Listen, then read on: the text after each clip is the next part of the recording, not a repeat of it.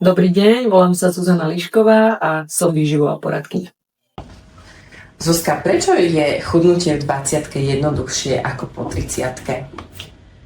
Chudnutie v 20-ke môže byť jednoduchšie, hlavne v tom, že naše telo najviac energie dáva na rast a na reprodukčnú činnosť. Máme prirodzene viac svalovej hmoty a tým, že náš metabolizmus ešte stále sa aj vyvíja v časti, tak množstvo energie aj na toto spotrebuje. Máme viac aktívny život, častokrát buď ešte študujeme, chodíme veľa von, veľa sa hýbeme, možno športujeme, všeobecne máme viac pohybu. A v tej 30-ke je hlavný rozdiel, že tam už zväčša pracujeme, máme oveľa viacej stresu, menej spánku a aj stres je veľmi dôležitý faktor na to, ako funguje vlastne distribúcia živín a celý náš metabolizmus. Ďalšia vec, že venujeme sa práci, máme častokrát také neupravené stravovanie, neúplnú tú pravidelnosť, už máme deti, už máme rodiny, takže toto býva taký vek medzi tým 25-35, kedy máme zväčša veľmi ešte neusporiadaný ten jedálniček a nejaký taký systém v rámci života. A vy sa venujete klientom, ktorí nielen vás hľadajú kvôli chudnutiu alebo úprave váhy, ale asi aj kvôli úprave stravovania a pracujete aj s výsledkami krvných testov pri tom, keď vytvárate personalizované jedálničky. A aké sú podľa vás výhody toho, keď si človek dá spraviť aj krvný test a následne potom sa pripraví jedálniček presne pre ňo? Tak krv je taký krásny obraz metabolizmu, alebo z tých krvných výsledkov vidíme, ako ten metabolizmus funguje, že či je tam už nejaká nerovnováha a ono sa to zobrazí, či sú to nejaká metabolizmus tukov, metabolizmus cukrov, či sú to minerály, vitamíny, ktoré vstupujú do celkového chodu metabolizmu, distribúcie energie. Takže naozaj môžeme veľmi veľa vecí vidieť a podchytiť už vlastne v tom samotnom jedálničku. Okrem toho, že častokrát sa sprievodne robia aj rôzne intolerancie, ktoré veľmi pomôžu potom človeku aj v úprave vlastne toho samotného zoznamu potravín a stravovania a môžu veľmi ovplyvniť potom aj ten jeho vlastne pocit a to fungovanie potom toho jedálničku konečné. A je podľa vás veľká zmena alebo veľké rozdiely medzi jedálničkom, keď sa pripraví s tým, že pacient alebo klient príde a povie, čo ho trápi, čo by chcel dosiahnuť a keď si dá aj urobiť tie krvné testy? Že aký je rozdiel medzi tými jedálničkami? Sú to len nejaké malé úpravy, ktoré tam môžu nastať, alebo sú to naozaj že diametrálne rozličné veci? Ono veľmi záleží na tom, čo ten klient samozrejme rieši a aké má symptómy, aké má problémy, či to je povedzme len to, že potrebuje redukovať a žiadne iné ďalšie problémy nemá. Alebo už prichádza, čo zväčša prichádza, už človek, ktorý už má aj nejaké ďalšie, povedzme, problémy, či vysoký tlak, cholesterol a tak ďalej. A je fajn určite, ak vidíme trošku viacej aj dovnútra a vieme zdetekovať v podstate nejaké konkrétne problémy v tom metabolizme, či to je nejaká inzulínová rezistencia, či sú to práve tie lipidové faktory, obličkové, pečeňové a tak ďalej, ktoré chýbajúce minerály, vitamíny, ktorými môžeme ešte dopomôcť v rámci úpravy toho jedálnička. Ale je veľká časť klientov, ktorí žiadne iné symptómy nemajú a samozrejme my nie sme lekári, sme výživoví poradcovia, takže aj takto sa na to treba pozerať. Ale ak nám už príde klient, ktorý rieši aj nejaké ďalšie, povedzme, komplikácie, ktoré rieši aj u lekárov a potrebuje si k tomu ešte urobiť aj samozrejme tú stravu, ktorá je naozaj veľký základ toho fungovania tela, tak je to dobré proste to spraviť a vidieť to v podstate ruka v ruke aj s tým vnútorným nastavením, pretože to, čo mi človek povie na tej konzultácii, je to, čo aj on sám v podstate pociťuje alebo čo ho trápi, môže to byť aj zhoršené trávenie napríklad, ale tam ešte neviem nič viac. Hej? A už ako náhle sa pozrieme trošku dovnútra, možno tam sú nejaké presne intolerancie, možno tam sú nejaké iné deficity, ktoré nám môžu veľmi pomôcť. Môžu to byť nejaké chybajúce základné vitamíny, minerály alebo nejaké deficity, ktoré by mohli spôsobiť povedzme jeho chute a potom aj jeho ten to dodržiavanie toho jedálnička, ktoré následne potom príde, že mu to môže byť ľahšie, ťažšie, takže mne to veľmi veľa vie napovedať o tom klientovi. Ale nie je to podmienkou, je to len veľmi dobrý pomocník. Keď mi chýba nejaký vitamín, môže to spôsobiť to, že mám chuť na sladké? Určite áno, určite áno. Zväčša tá chuť na sladké nie je len o pevnej vôli, že teda niekto sa s ňou narodí a niekto nie. Častokrát sú to aj deficity. Samozrejme, môžu to byť zlé návyky stravovacie, ktoré zase môžu tie deficity spôsobiť, takže to je taký začarovaný kruh, či to môže byť magnézium, vitamíny skupiny B, vitamín D, železo a tak ďalej, čo nám môžu spôsobiť, povedzme, či už vyšší stres, väčšiu únavu, horšiu regeneráciu a tým pádom siahame aj po tom sladkom, čo je pre nás vlastne rýchla energia. Vy sa teda venujete príprave personalizovaných jedálničkov a asi tak najväčšou obavou ľudí, keď majú ísť k výživovému poradcovi, je, že im zakáže jesť úplne sladké. Je to tak? Je to pravda? Alebo je to taký, nazvime to, že mýtus, ktorý vládne medzi nami?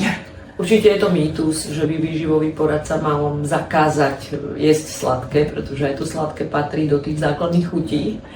A je len rozdiel v tom, ako to sladké zaraďujem, v akom množstve, či si ho dávam na lačno alebo po jedle ako dezert. Proste, že ho zaradím v tom správnom vlastne množstve a v tom správnom systéme. Veľmi dôležité, čo by výživový poradca mal urobiť, je vytvoriť človeku nejakú práve barličku, nejaký systém, a nie zakázať a ísť na to negatívne, ale práve naopak pozitívne a mu vlastne povoliť množstvo ďalších potravín a rozšíriť mu ten obzor toho jeho vlastne stravovania, aby bolo pestré, aby mal dostatok bielkovín, dostatok zeleniny, vlákniny, ovocia a tých zdravých vlastne surovín, ktoré mu pomôžu postaviť si vlastne ten základ toho jedálnička a potom to sladké, ktoré zase môže byť nejaká forma toho sladkého, že teda vymením tie nasytené za tie možno nenasytené zdravšie formy tukov, že aj ten cukor sú rôzne zdroje toho cukru, že nemusí to byť vždy len tá úplná klasika, krémový sladký koláč a vo veľkom množstve, alebo to sladké jedlo tiež sa dá inak urobiť, inak upraviť. A o tom by mal vlastne ten výživový poradca s tým klientom hovoriť a naučiť ho to vlastne v tom správnom množstve a kvalite prijímať. A potom vlastne klient zistí, že to nie je zakázané, ale nie je to hlavné jedlo, nie je to náhrada jedla, nie je to odmena večer po veľkom množstve, že celý deň som poriadne nejedol, tak teraz si dám všetkého kopu, hej. Že to sú tie veci, ktoré len ono sa to ľahko hovorí, ale pre mňa je veľmi dôležité, že ja keď postavím tomu klientovi ten jedálniček a on začne jesť to, čo má, je, že naozaj už len to, že začne prijímať dostatok tých živín, ktoré má to telo prijať, tak jemu postupne sa začne same od seba znižovať chuť na ten cukor, pretože ten cukor častokrát príjma ako tú rýchlu energiu, ktorá mu chýba. A ako náhle mu niečo nechýba, alebo nič nechýba, tak samozrejme, že začne aj úplne inak na neho pozerať a začne toho potrebovať oveľa menej. A tým pádom je to vlastne vyriešené veľmi prirodzeným a takým nie násilným spôsobom.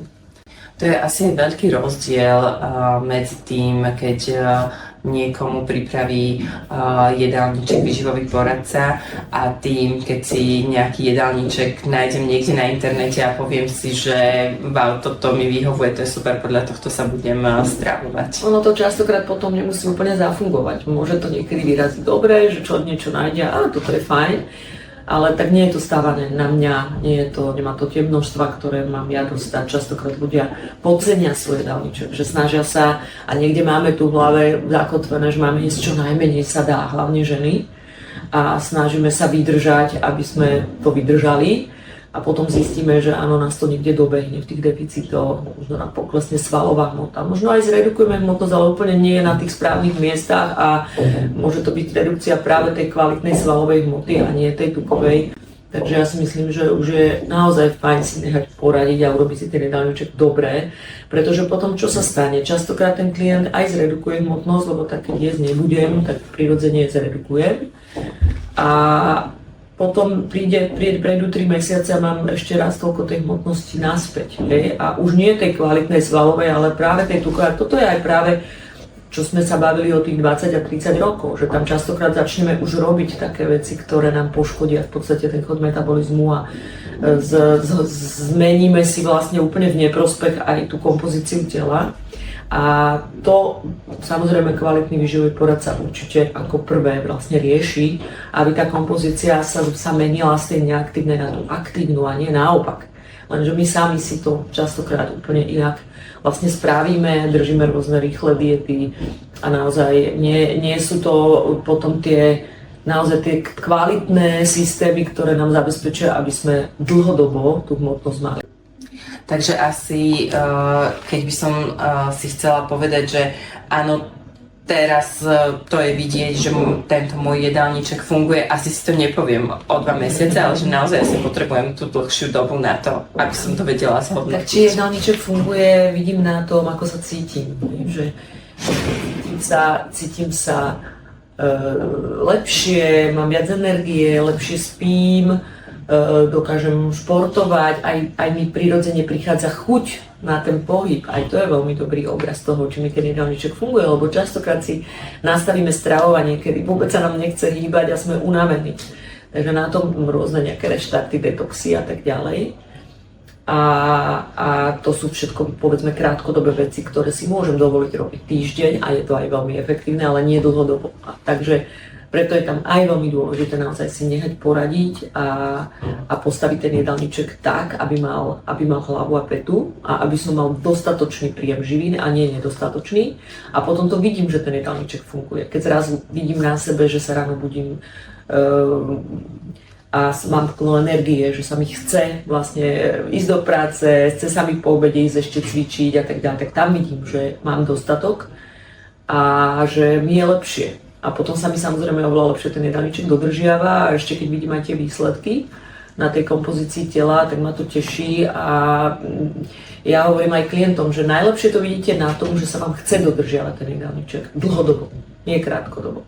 Ten týždeň a 2-3 je veľmi krátky ukazovateľ. To, aby sa mi chcelo dodržiavať ten jedálniček, má veľký vplyv jeho zloženie, že asi nie je úplne v poriadku. Napríklad, keby som si našla niekde na internete jedálniček a jedla stále ako keby tie isté potraviny, tie isté jedla, že ako by mal asi tak vyzerať ten jedálniček. Určite áno, je veľmi dôležité zloženie, pretože ak by ten jedálniček bol veľmi jednotvárny alebo zložený z potravín, ktoré mi buď nerobia dobre, pocitovo, symptomaticky, alebo aj exaktne, že mi nerobia dobre, a prípadne ak by bol vyslovene zložený stále do kolečka z tých istých vecí, čo si aj my častokrát urobíme, že teraz príklad držím nejakú bielkovinovú dietu a niekedy aj za mňou príde klient a povie: Pani Lišková, ja už kotič nemôžem ani vidieť, lebo ja som držal takú dietu a ja som ho musel jesť každý deň. A to sú proste presne tie veci, ktoré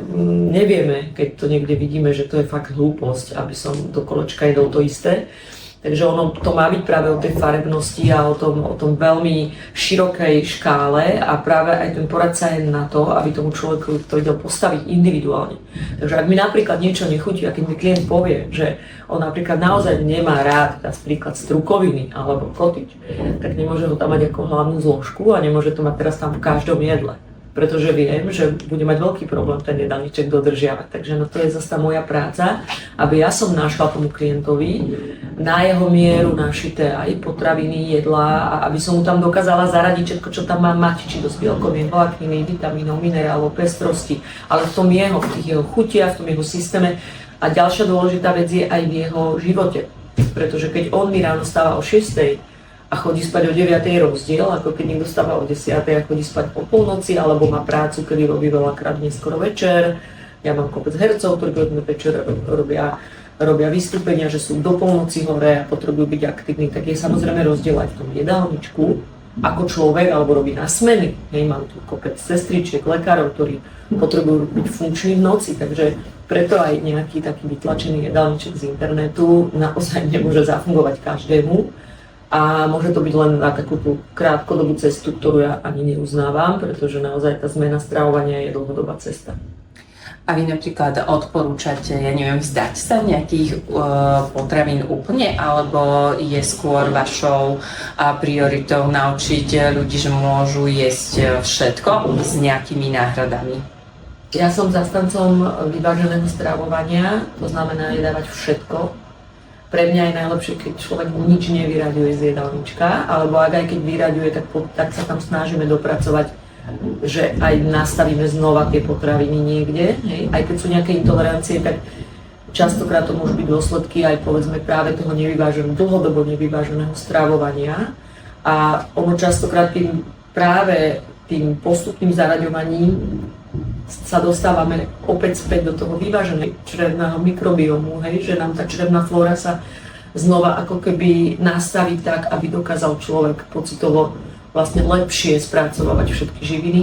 Takže určite pokiaľ človek, ak zaraďuje všetky živiny, tak ja dokážem oveľa lepšie a farebnejšie vyvážiť jedálniček. Ak zaraďuje aj živočíšne, aj rastlinné potraviny, mali by sme príjmať 70% rastlinných potravín a 30% živočíšnych, tam patrí aj zelenina, orechy, rôzne tie rastlinné prílohy, aj rýža, quinoa, amarant, proso, pšeno, všetky možné, máme ich naozaj veľkú štruktúru.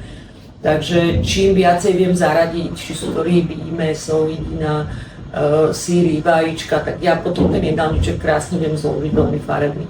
Ako náhle ja nejaké zložky vyraďujem, pokiaľ vyraďujem jednu zložku, je to v poriadku, ale pokiaľ vyraďujem veľa zložiek, že teraz niekto všetky živočíšne vyraďuje, už začíname mať veľmi úzke spektrum a potom častokrát tým ľuďom ten jedálniček nechutí, pretože jedia stále to isté a to vieme, že nie je úplne dobré a čím viac vyraďujem, tým potom musím oveľa viac rozmýšľať nad tým, aby som všetky tie aminokyseliny zaradil a aby som to mal vlastne všetko nejako vyrátané. Keď zaraďujem všetko, tak mám ja väčšiu voľnosť a nemusím si to až tak počítať, pretože viem, že keď si dám jeden deň hydinu, na večeru tofu, na druhý deň strukovinu, večer rybu a keď to takto vlastne striedam, tak nemusím až tak rátať niekde, že či som ja všetko zaradil, pretože viem, že zaradím všetko. Takže to znamená, že keď si niekto predstavuje teraz vyváženú stravu, že Pane Bože, na obed si musím dať aj toto, aj toto, aj toto. A kde to všetko na ten tanier? Ako to spraviť? Že vyvážená strava vlastne znamená, že napríklad v rámci celého dňa alebo týždňa. Vyvážená strava neznamená, že na jednom tanieri musím mať úplne že všetko. Niekedy to môže byť aj tanier, že je tam v podstate dve zložky. Ale vyvážená strava znamená, že sa snažím dať si niečo iné, poviem príklad na raňajku, niečo iné na obed, niečo iné na večeru, niečo iné na druhý deň, na tretí deň a znamená, že v tých 7 dňoch sa snažím čo najpestrejšie zaradiť živiny nie na jednom tanieri, ale v tom celom týždni. A potom ďalšia vec je mesiac.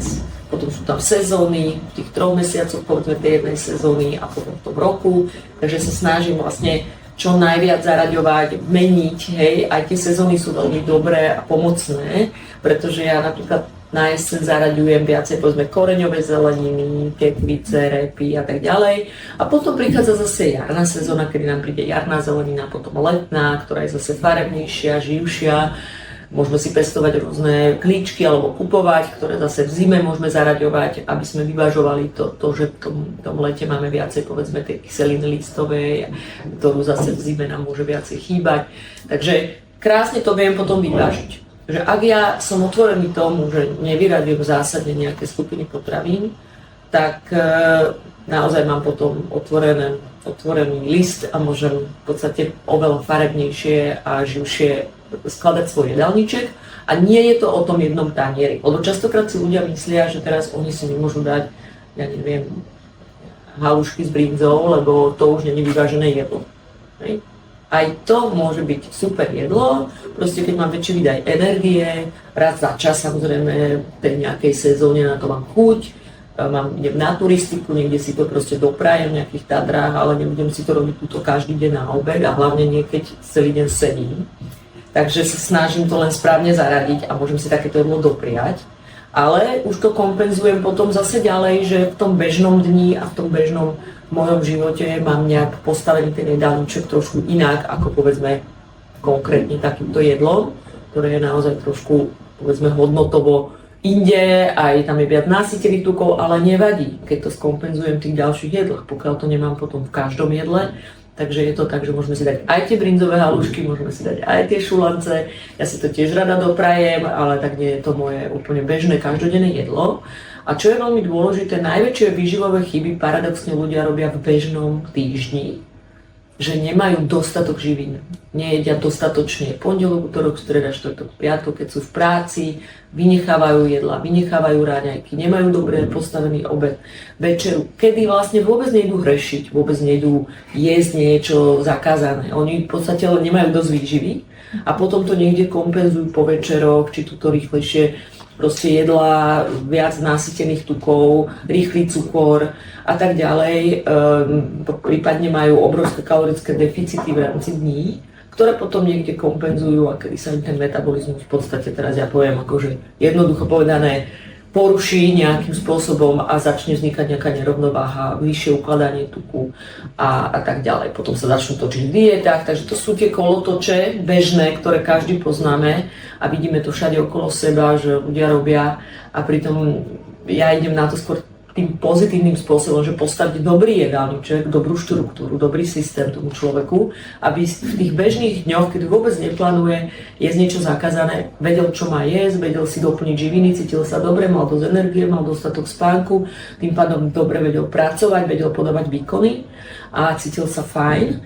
A potom už samozrejme môžete aj zrešiť. Aj to telo inak spracuje to zrešenie, keď mám dobre fungujúci metabolizmus. Ale keď do vlastne veľkých deficitov a ja zrazu začnem hrešiť, tak samozrejme telo začne všetko ukladať. Takže ten systém je niekde trošku opačný, ako nejaké zakazovanie a toto nemôžete a toto nemôžete. Možno niekto má také skúsenosti a preto má možno aj taký negatívny nejaký pocit, že idem za poradcom a zase mi všetko pozakazuje, ale to tak vôbec nemá byť. Práve naopak, ten poradca vám má pomôcť postaviť niečo rozumné, čo vám bude pomáhať. A tak čo by mohol byť možno taký váš tip na nejakú malú zmenu, ktorá by mi vedela niečo zlepšiť môj život? Tak aká malá zmena by nám vedela zmeniť nejako náš život v rámci stravovania?